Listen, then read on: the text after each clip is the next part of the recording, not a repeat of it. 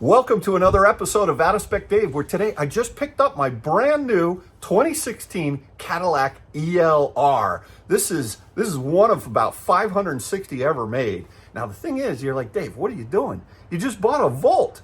And the fact is, I didn't even know that the ELR was even available. This is a Volt in a tuxedo, all dressed up with all the Cadillac trim. And when I test drove one the other day over in Norwalk, Connecticut, I fell in love with it. But that wasn't the right piece for me. So I found this one out in New Jersey. What a fun story that is. I'll tell you about that today. But here's what we're going to do. I'm only going to keep one of these cars. I'm either going to keep the Volt or I'm going to keep the ELR. And over the next few weeks, I'm going to figure out, we're going to do some comparo testing, I'm going to look at the cost benefit, and we're going to figure out which of the two cars that I'm going to keep. Is it the Volt or is it the ELR? The way this thing's looking, I don't know where I'm leaning right now today. Actually, I do. But let's get into it.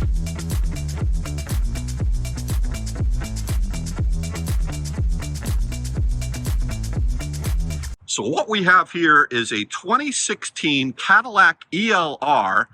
This is one of, like I mentioned before, 560 or so of these made. This is the pearl white. It has the beautiful brown leather aniline full leather dash. I got a temporary New Jersey license plate, which we're going to talk about a little bit there. This one also has the adaptive cruise, which is a very rare feature, about $1,995 option on this car. The pearl white paint was a $500 option, and the full leather seats and dashboard, which I'll show you, was a $2,450 option. But boy, this thing is a looker. I mean, GM is an amazing drivetrain, as we'll talk about the Voltec drivetrain that's both in the Volt and also the ELR. The 2016 ELR is basically a Gen 1 Volt underneath. And like I mentioned before, it's just got a fancy top coat on. This is a Volt in a tuxedo, but it's got 20-inch wheels, and they did a number of different changes in 2016 versus 2014, which I'll also go over. My point to you is not really so much, buy a 2016 or a 2014 ELR, but is this really going to be one that will be considered a collectible at some point in the future? I don't know. Right now, I collected it today and I'm having fun with it. So let's go for a first drive in the Cadillac ELR. And this happens to be, now Kyle and I both have, this is so funny, Kyle and I both have plug-in hybrid white cars. He's got the Polestar 1, I got the ELR. I say I'm winning. All right, so here I am. Just picked this car up in New Jersey this morning, out in Butler, New Jersey, at the Car House LLC. They have a number of locations, and kind of an interesting story about this particular car. I'm going to throw this in the hold mode because I'm going to be driving from my mom's house here in Rockland County, New York, and I'm heading back to Connecticut now. And I've just done my first drive from New Jersey to my mom's house. Had to take her Christmas tree down. Thing was heavy, but anyway. That was great seeing her, and she loved the ELR. She had back in the day, my mom had a Cadillac STS. Remember the one with the North Star V8 engine? Great engine back in the day. Anyway, she loved that. It was green, and it had tan leather seats. Beautiful car. Anyway, this Cadillac here, obviously is in the white. It's kind of a special paint. Back when Kyle was growing up, we had a Cadillac Escalade in the same color white exterior that I always loved. It's, kind of this pearl white color, and really gorgeous. So, but anyway, let me tell you about this deal and this dealership that I bought the car from. It's interesting.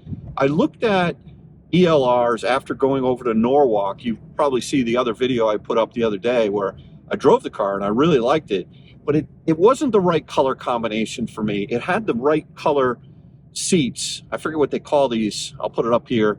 But I forget what they call it. But I really like these brownish colored seats, but I love that pearl white color.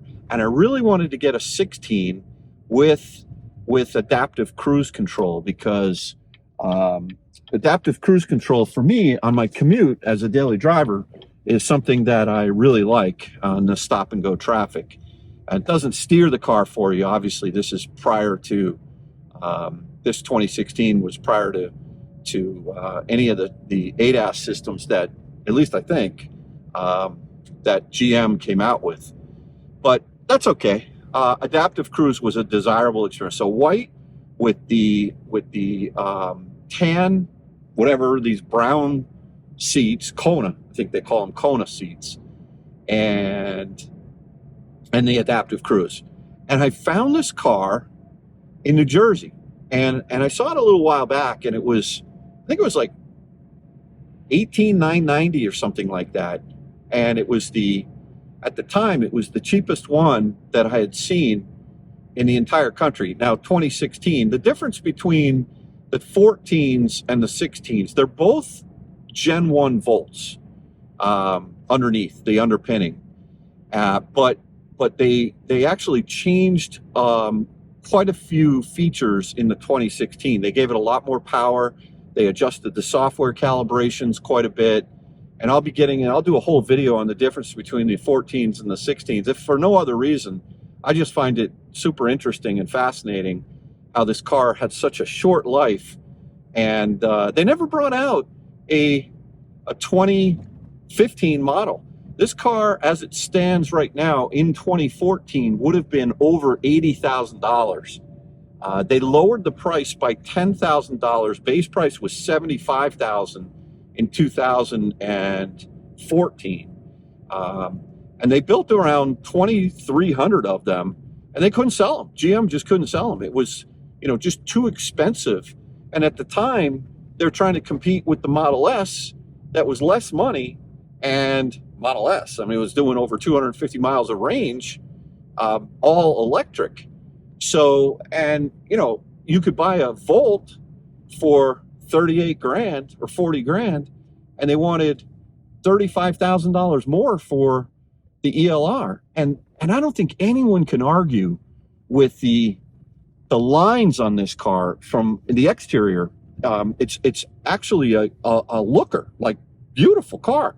I had never really, maybe I'd seen one in the past, but I never really focused on it. To me, I like the look of the CTS and the CTS-V especially, but I've never been a Cadillac guy. But there's something about this Volt and the electric and the gas engine and the use case for that I fell in love with. And the honest truth was, I didn't really know that much about the ELR at all. I'd heard of it before, but I don't know, ELR, XTS, CTS, all these different acronyms with Cadillac. I never paid attention to them. And it was funny because when I put up the video around me getting the Volt for $5,500, which is a great car, and if I end up selling that, I'd love to get it in the hands of someone that could appreciate it. It's got 143,000 miles on it, but boy, I'll tell you what, it's a great daily driver and super reliable so far. I've developed a little noise in the back of the Volt that I'm going to have to attend to. I will fix that. That'll be a fun project. But but then somebody put in the comments on the Volt, they're like, Dave, you should have got an ELR. And Kyle knew I was going for the Volt, but I was also going for like a pretty inexpensive car. At one point I was looking at the Bolts and the i3s, and they were in the, $13,000, $14,000 range. But I was really trying to look for something a lot less money than that. And then when I found out this comment about, hey, Dave, you should have gotten an ELR, I looked up the ELR and I was like, that thing looks sweet. And so that's when I started to research them. I found the one in Norwalk at the local Jeep dealership in Norwalk, and 102,000 miles. I drove it. That was a 2014. But anyway, that's when the search began. So I saw this car advertised on, it was everywhere, cars.com, Cars Gurus, all these places. And it had all the right equipment.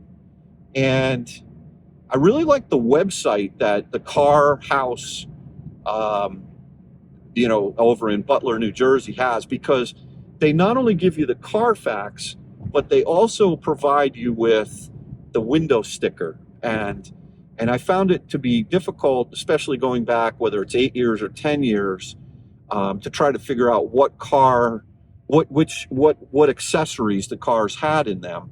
And so, so anyway, I liked the website, and then I saw the car drop in price down to $13,995. And I was like, okay, what's going on here? So I called up and I spoke to them, and I realized that it had all the right equipment, but I drove out and I was very skeptical because I've had not a lot of success buying cars, quite frankly, from used car dealerships in New Jersey especially. There's a lot of bait and switch. They'll say, okay, you've got a dealer fee of $1,200, or you'll have a registration fee of $1,000, or in addition to that, we're going to charge another $2,900 for this PDI package or whatever it is. And I called up the car house after I looked at the Carfax, and I had seen that they had this car since May of 2023, and I knew they were sitting on the piece for a long time. And there's not a lot of demand for this ELR, and I'm kind of wondering now, after buying this, why. So I called him up and I said, look, I don't want to overpay for this car. I put the VIN number into Vroom, and Vroom said they would give me, as if I were the owner, $8,000 for the car with the mileage. This car has 106,750 miles on it, which, when you think about it, my Volt has 143,000 miles. That thing's just getting broken in. And this is basically the Gen 1 Volt. So I'm thinking, wow, it's got, basically 40,000 miles less, still 106,000 miles, not under warranty.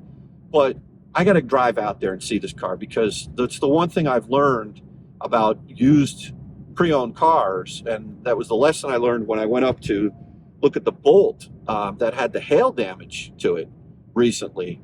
You got to really look at the cars, and you got to drive them, I think, especially if you're going to start spending, $14,000, $15,000, $16,000. I mean, $5,500 for the Bolt that I bought was a relatively low risk. That thing's a cream puff, though.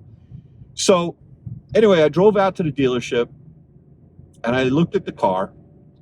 Was talking to the manager there, super nice guy. And I said, look, I would like to drive the car. So I drove the car. I'm like driving the car, and I'm saying, wow, this thing it's pretty sweet. I think I want the car, but I didn't want to pay up. It's not like I need to be in a rush. And then I started thinking, well, I could do this series about the Volt versus the ELR, and which one should I keep, and really learn about these cars. And also, let's go to school with the audience a little bit about what's the difference between a generator, a gas engine that's a generator that's powering the engine. And this car has so much of an interesting drivetrain. There's so much to talk about in future videos that I'll be doing about this Voltec system that the Volt and the ELR has. So anyway, I was very pleasantly surprised to see what good condition this car was in. The dealer told me it was in good condition. I went over there. It was beautiful, and I was kind of quizzing the manager there a little bit, like why do they still have this car? And I think the fact is that they don't sell a lot of EVs at this particular dealership. They've got a lot of cars. They look like a lot of clean cars, but they didn't really have that much knowledge about this car, and maybe perhaps the intelligence not intelligence, but the process or the strategy how to sell it. So they just lowered the price down to $13,995 and wanted to blow it out. And at the end of the day, after driving it, making my offer, I bought the car for $13,995 out the door. I've got a 30-day temp tag. I'm going to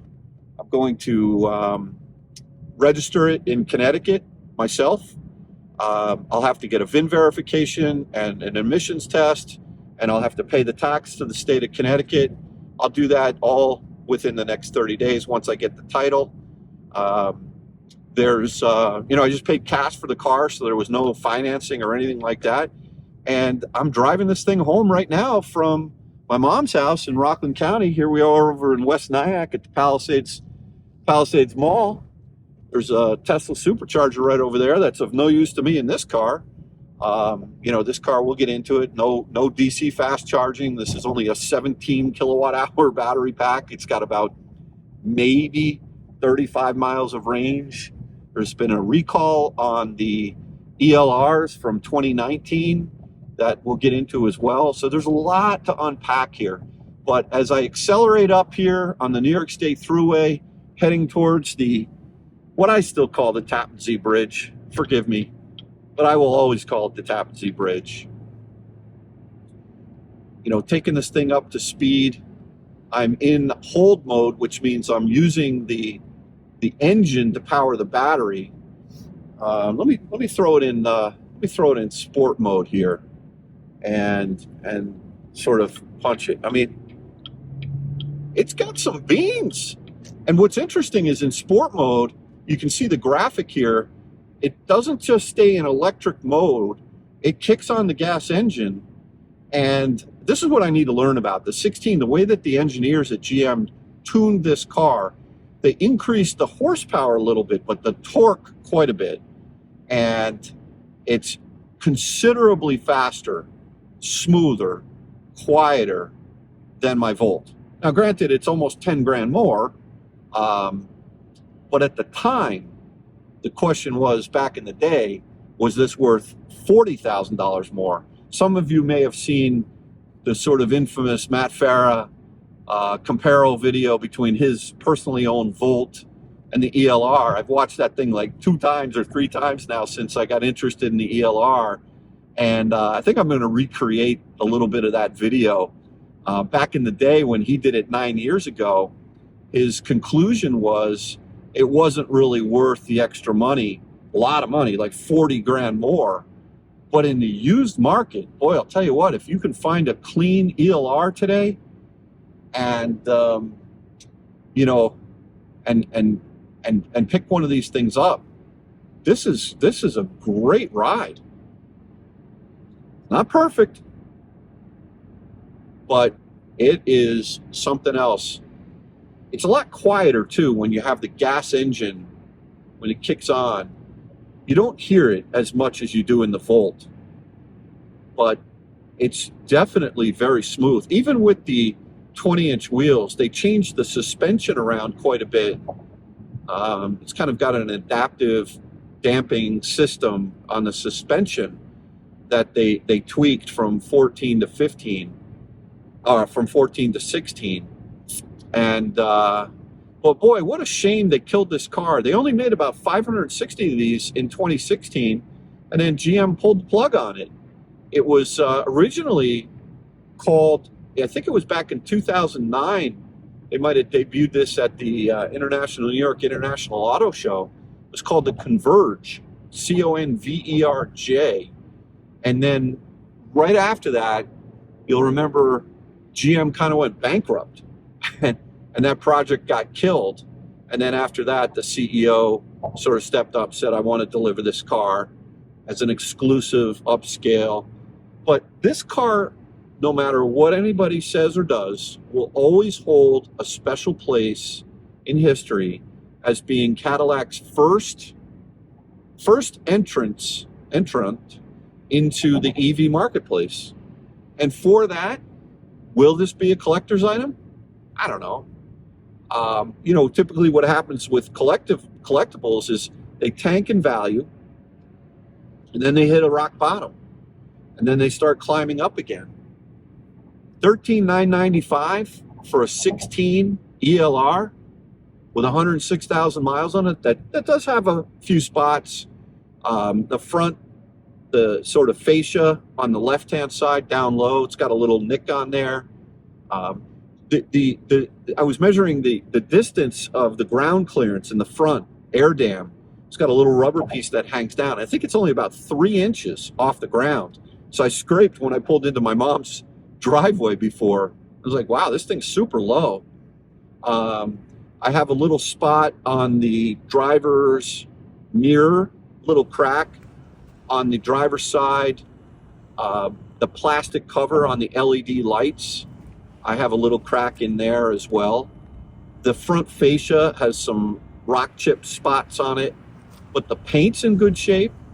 Now, this car, when I pulled the Carfax, was involved back in 2018 with a minor blemish on the Carfax, and it has about 4 owners. So it's had about 4 owners, but or 3 owners. I think it was 3 owners, but it did have minor damage in the rear. And when you read the Carfax, minor damage says, you know, it could have been scratched, but if there was a claim, there was painting going on with that. So that's something that I had to think about whether or not that was, did I want to buy a car, you know, an 8-year-old car with a minor blemish on it.